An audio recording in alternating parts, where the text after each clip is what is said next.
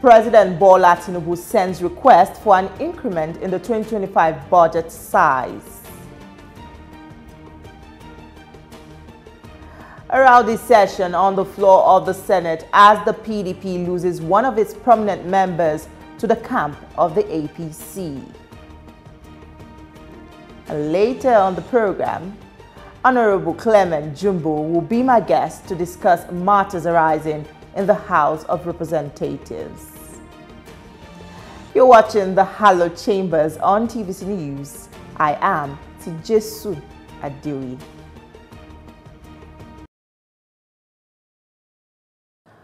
The House of Representatives says it has received 31 memoranda seeking to create 31 new states. The Deputy Speaker and Chairman of the Committee on Constitution Review, Benjamin Kalu, disclosed this at Thursday's plenary. He reads out a list of memoranda for the creation of 31 new states cutting across the 6 geopolitical zones of the country. A breakdown shows that the North Central region is demanding for 6 new states.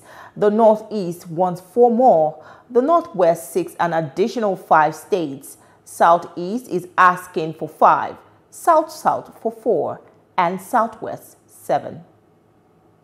Representing the area demanding the creation of the new states in each of the following, namely the Senate and the House of Representatives, the House of Assembly in respect of the area, and the Local Government Council in respect of the area, is received by the National Assembly. Local government advocates for the creation of additional local government area are only reminded that Section 8 of the Constitution of the Federal Republic of Nigeria, as amended, applies to this process. Specifically, in the accordance with Section 8.3 of the Constitution, the outcome of the votes of the state houses of assembly and the referendum must be forwarded to the National Assembly for further legislative action. Proposals shall be resubmitted in strict adherence to these stipulations. Submit 3 hard copies of full proposal and memoranda to the Secretariat of the Committee at room H331, House of Representatives, White House, National Assembly Complex, Abuja, not later than Wednesday, 5th of March, 2025.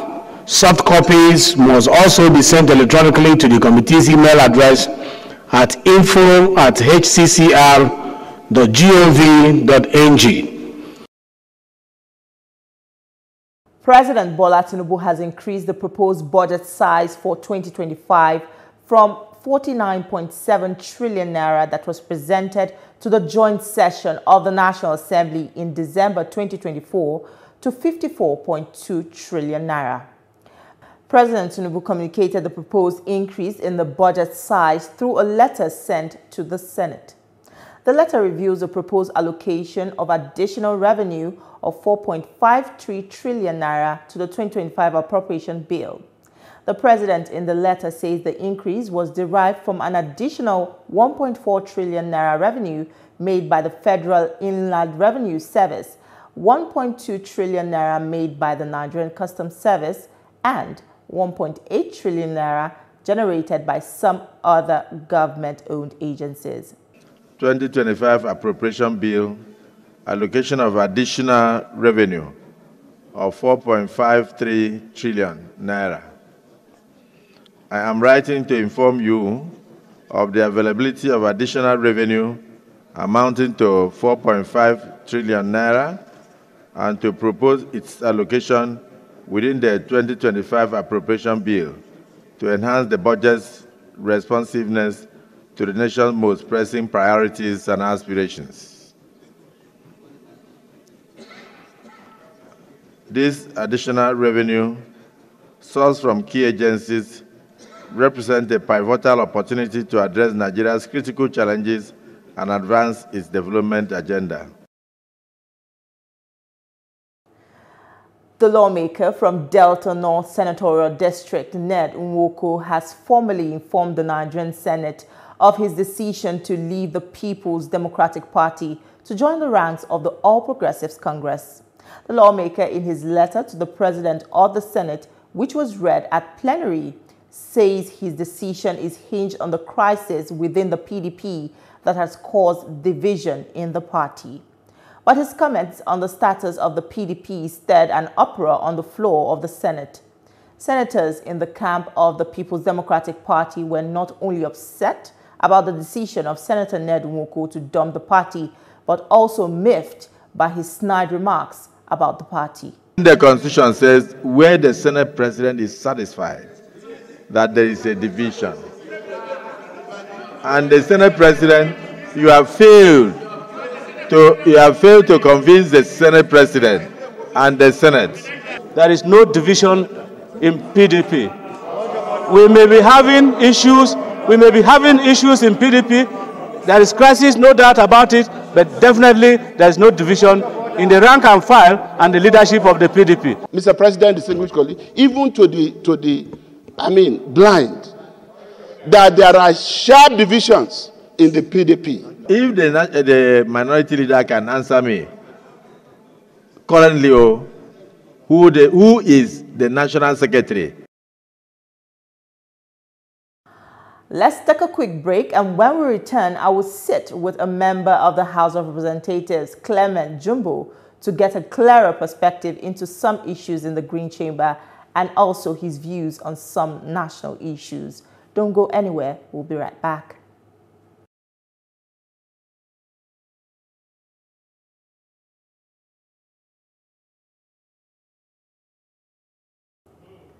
Thank you for staying with the Hello Chambers. And my guest today is an honorable member of the House of Representatives. His name is Honorable Clement Jumbo, and he's the lawmaker representing Abak Etim Ekpo-Ika Federal Constituency of Akwa Ibom State. It's good to have you on the program, Thank you so very much for having me. Glad to have you back, and Happy New Year to you. Good morning, Nigerians. Happy New Year to you. And of course, the entire TVC enclave. All right. The Deputy Speaker, let's go straight to it now. The Deputy Speaker revealed that there are currently 31 requests for the creation of new states in the country. What does this depict about the state of the nation? Does it depict a general feeling of marginalization and exclusion? And how long will people have to carry on being sidelined and feeling marginalized in the country? Well, thank you very much. It was yesterday during plenary that the Right Honorable Deputy Speaker of the House of Representatives, His Excellency Benjamin Kalu, announced to the Parliament that the Committee on Constitutional Review has received about 31 proposals with regards to state creation. It is normal, but that does not in any way translate to the yearnings of millions of Nigerians, because in my estimation, that is not an issue that should distract Nigeria and, of course, the president at this very point in time. It is normal for people to ventilate what they desire to have, but it's one thing for you to request, it's another thing for you to pass through the crucibles of what will make your request a reality. Of course, the constitutional provisions are there. Let's see how many of the requests will be able to sail through the crucible of constitutional review requirement in the House, even in the committee, public hearing, and all that requirement, even including the House of Assembly, in order for it to become a law. So, to me, it is not an issue that should take the front burner at this point in time, because there are many other critical issues facing the nation. Yeah, but this has generated quite a number of, a bit of controversy, and we even had the Honorable Deputy Speaker with us speak to us about this matter, where he even said that these 31 requests are invalid because they didn't meet up with the provisions of Section 8, subsection 1 of the 1999 Constitution as amended. But he further implored those that are still interested to follow through to do that within 1 month. Is there a sort of a sensitization program that will be arranged for citizens to understand what is expected to apply or to apply for this state creation? I think it's very clear. That is where I will always implore Nigerians. Let me use an adage in my language I'm going to interpret. Okay. What does that simply mean? That you prepare your hat or your cap on your knees before you take it to your head. So before you pick up your pen to write and request for 1, 2, 3, 4, 5 to be granted to you, I think the greater responsibility lies in you to know what you are requesting and how to get your request met. The constitutional provision, just like the Right Honorable Deputy Speaker highlighted in Section 8 of the Constitution, it tells you must have a buy-in of the National Assembly, both the Senate and the House of Reps, to third of majority. And you must equally have a buy-in of the House of Assembly members in the state. There must be an agreement. Of course, the governors must equally have a buy-in. Of course, the citizens.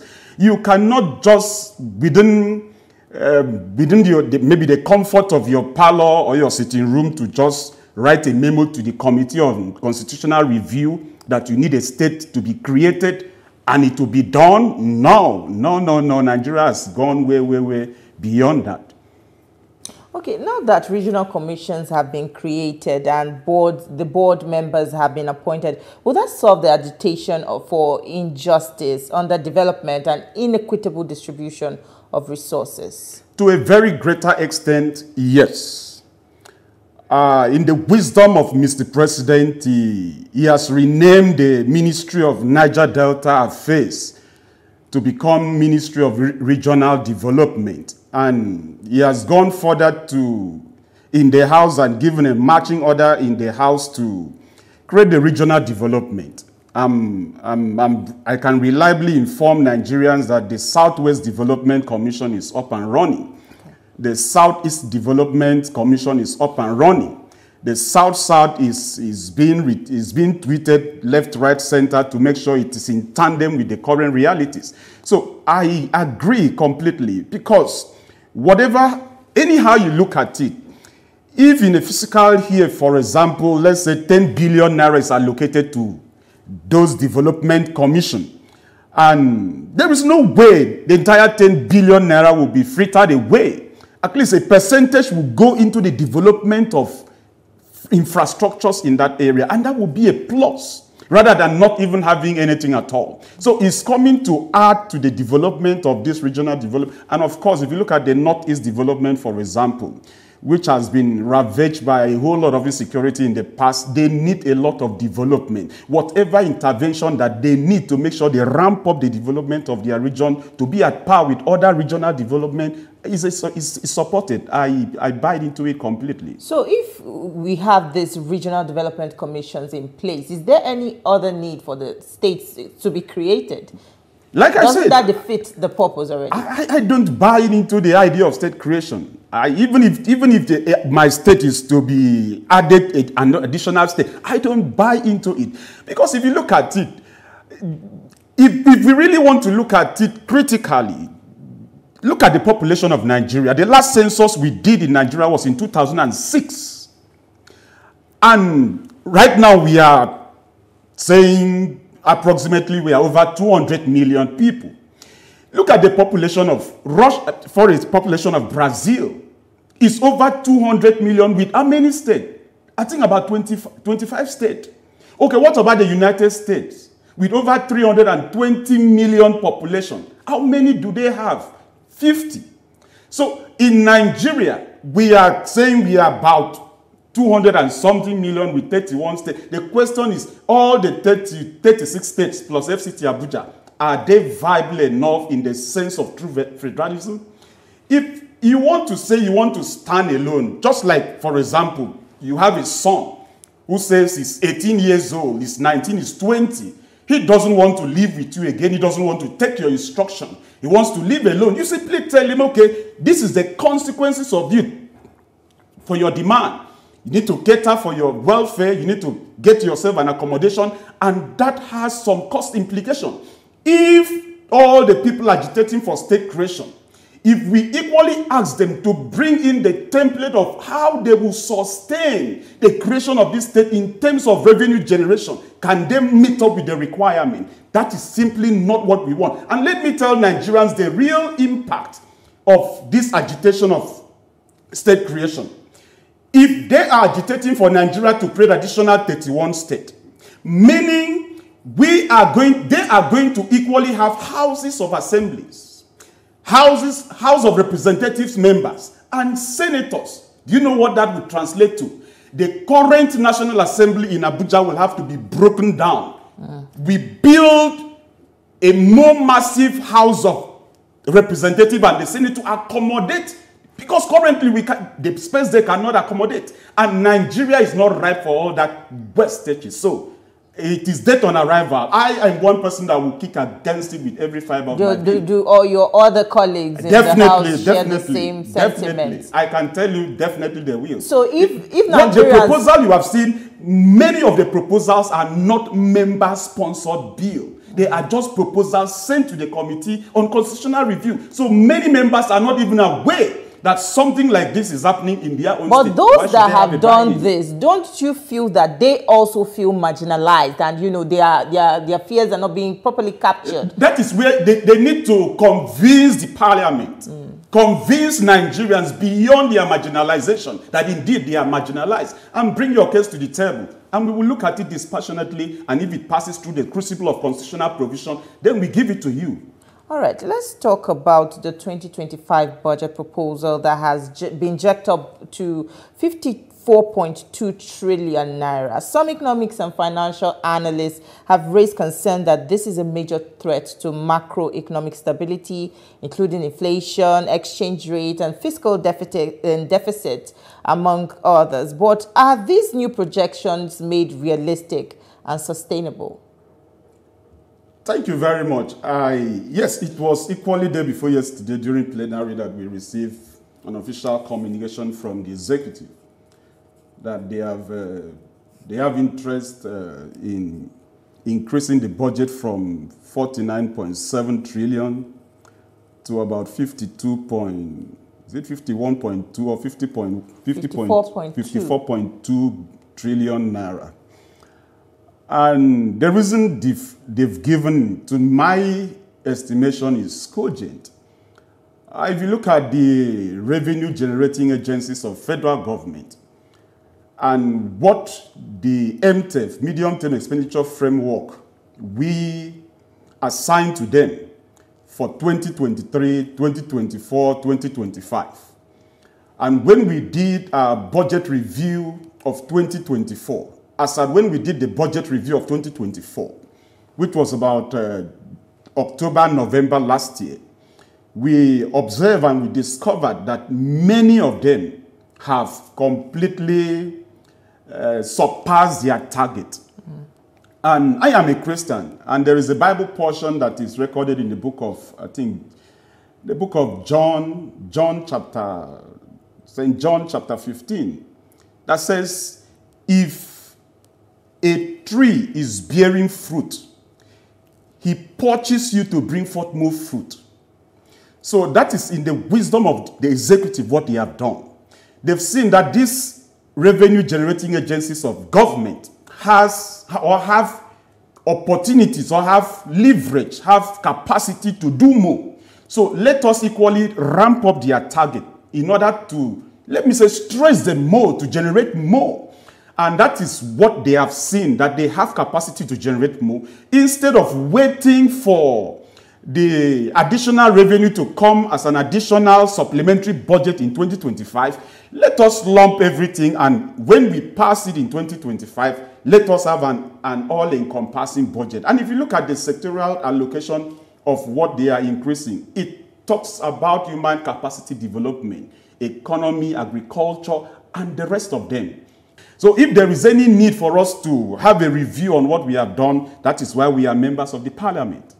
All right, we'll take this quick commercial. Don't go anywhere. We'll have more for you on the program. Stay with us. We'll be right back.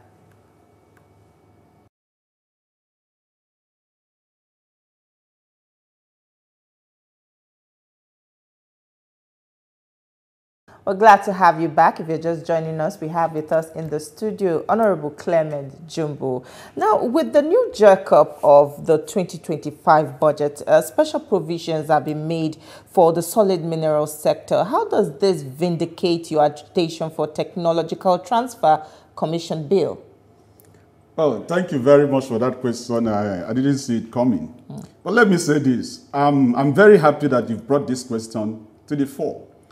When I proposed a bill for the establishment of National Commission for Technology Transfer, I didn't know that the executive were equally thinking in this direction. I didn't even know that we were about to commission the largest lithium mining company in Nigeria located in Nasarawa State. The president did that sometime last year. And now that the president has equally allocated this humongous amount in a solid mineral sector, clearly buttress the point that Nigeria is right. And if you equally look at what is happening in the United States now, the trade war between China, Canada, and the rest of them, it calls for a serious retrospect in countries like Nigeria. And if we must be self-sustaining, then we must 100% look at inward, what we can produce. And the intent of that bill was simply for us to leverage what we have to attract what we do not have. And that is what every country on the earth do. And Nigeria is not an exception. So it clearly buttresses the fact that the bill for the establishment of National Commission for Technology Transfer was indeed a child born in due season. And I pray that my colleagues and, of course, the National Assembly see it that way. All right. The last time you were here, you were agitating for the sack of the NNPC GMD because, you know, of the state of our refineries. Now that the refineries are up and they're running, do you still share that sentiment? That is why I will say we are, to a greater extent, the watchdog equally of the society, the National Assembly. We cannot sit aloof or throw our hands in fatalistic resignation and allow some section of the executive run Nigeria aground when we actually know that we can do better. Of course, there is no Nigerian that didn't know that as at that time, the GMD of NNPCL was not up and doing. Nigerians were suffering. My constituents were suffering. I was equally suffering. And as a member of the parliament elected to speak for the people, I couldn't but call for a sack. But of course, I wasn't alone in that area. Some civil society, NGOs, they were all in the same basket, calling for an improvement in that sector. And right now, we have equally seen a lot of improvement. The Dangote refinery, about 72 hours ago, I was told that they shipped about jet engine fuel to Saudi Arabia. It has never happened. Because of that, the Port Harcourt refinery is up and doing. Even if they are mining a liter of fuel or PMS or whatever, it is as a result of the agitations of many Nigerians. Warri refinery, I'm told, is equally being worked on. Then Kaduna refinery is being worked on. So these are things that the National Assembly or members of the National Assembly do. And we equally set up a committee in the House, a joint committee, both Senate and the House, to call the GMD to give account on what is happening in the petroleum sector. And he did. I was glad that during the MTEF for this 2025 budget, we invited him. And he gladly told Nigerians, clearly, both Joint Committee of Finance, Appropriation, and National Committee on National Planning and Economic Development, that in this very year, 2025, that NNPCL will remit to the consolidated revenue account monies that this country has never seen. And we are going to hold him by his word. And so far, the indices that he has taken clearly tells us that he is going to live up to the bidding. But with the developments in the petroleum sector, would you give the NNPC GMD a pass mark? I will not give him a pass mark. It hasn't merited a pass mark yet until we see that the entire sector is deregulated as it should be according to the 2001 PIA, Petroleum Industrial Bill. There are several things that they still need to do. Some private modular refinery, they are still agitating for crude oil, which should be supplied to them. And so many things. The transparency that we need to see in NNPCL is still, it is not purely white, it is still gray. We are still searching a beam light in that sector, but so far, if as at last year I gave him 5%, As at now, I have increased it to 15%, and that is not a pass mark. Well, that's your opinion anyway. But looking at the tax reform, the reforms of the federal government, which a lot of Nigerians are still, you know, having some reservations about, what is your position about the reforms of the government? Do you think it has an issue with the implementation, or is just, you know, it has a lot to do with how it's being composed? The tax reform bill is equally a child that is born in due season. It's a well-placed reform. And I've listened both for and against, which I believe as we speak now, the voices that are speaking against the bill, they are very infinitesimal, very short. They are completely drowned because everybody has come to terms with the fact that the executive means well for Nigerians. And many people that we are just hearing from what other people have said, other people's opinion, have equally seen the need to pick this bill and go through it line by line, pages by pages, and have seen for themselves that indeed this is a bill that is completely pro-people. Before I let you go, some people have accused members of the National Assembly of taking kickbacks from, you know, some of these ministries, departments, and agencies when they come for defense of their 2025 for their budget defense. Particularly, the Committee on Education was accused of this. Is the National Assembly willing to carry out an investigation into this matter? And if so, the lawmakers that are found culpable, are they going to be punished? Well, unfortunately, I'm not a member of the Education Committee.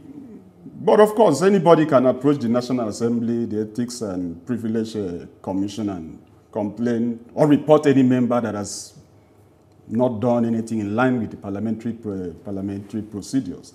I'm not aware. It has not been officially made known in the House. So since I'm not a member of the committee, I won't say anything. But I doubt. I will use my committee as an example, which I'm the deputy chairman, National Planning and Economic Development. The Ministry of Budget and National Planning is under my oversight. When we did our budget defense, the minister came, the permanent secretary came, and all the MDAs under the ministry, they were all present. We scrutinize, we do our work diligently. In fact, I pointed out some infractions even in the budget presentation that they did. And we equally told them, we are not presenting this budget until you clean up the paper and bring it fresh and clean to us. We did that. So a committee that receives kickback would not do that. You wouldn't dare to challenge them in front of camera. They will rubbish you. So we do our work diligently, and I hope every other member in the House do theirs. That is all on our program today. We are glad to know you were part of it. You can see this episode again on TVC News YouTube channel. Do not forget to follow, like, and share. Thank you for watching. I am Tijesu Adeoye. See you next time.